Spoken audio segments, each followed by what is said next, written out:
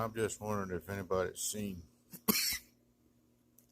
a screwdriver like this before. I've never seen one before. It's got a bank's name on it, Northwest Insurance Agency.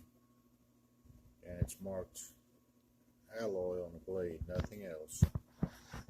But what's neat about this screwdriver is it opens up to a handle to help turn the blade. There's no other name or anything on it other than it's marked alloy right there.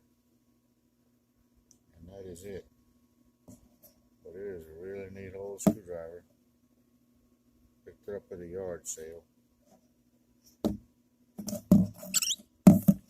you know where it came from, let me know.